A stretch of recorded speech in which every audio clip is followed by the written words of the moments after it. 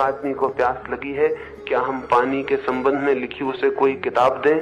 वो तृप्त हो जाएगा? उस किताब को रोज पढ़ता रहेगा?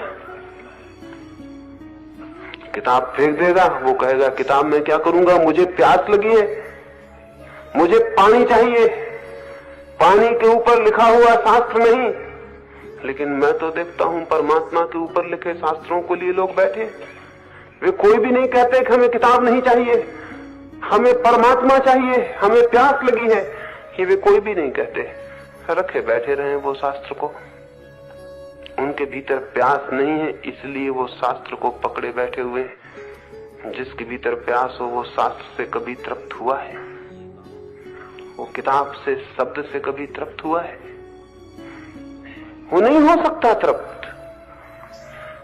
तो मैं तो अधिक लोगों को किताबों से तृप्त हुआ देखता हूं, इसलिए लगता है कि कोई प्यास नहीं है।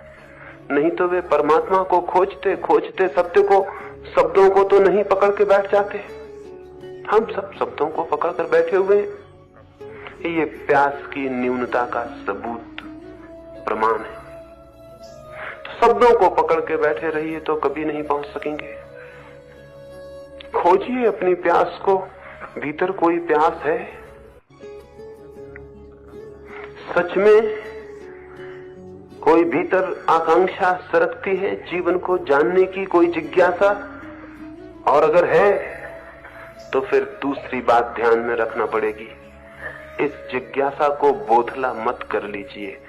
जिज्ञासा को हम बोथला कर लेते हैं। भीतर जिज्ञासा है जानने की और हम मान लेते हैं दूसरों की बातों को, तो जिज्ञासा बोथली हो जाती, कुंठित हो जाती।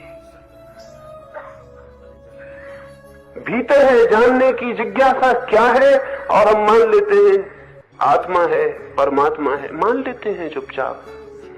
इस मान लेने के कारण, इस विश्वास के कारण, ऐसी बिलीफ्स के कारण फिर जिज्ञासा कुंठित हो जाती, रुक जाती।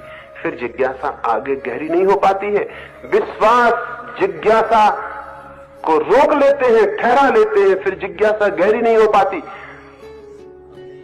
अगर जिज्ञासा को गहरा करना है तो विश्वासों को मत पकड़ना, थोथे ज्ञान को मत पकड़ना, सुने सुनाए ज्ञान को, पढ़े पढ़ाए ज्ञान को मत पकड़ लेना।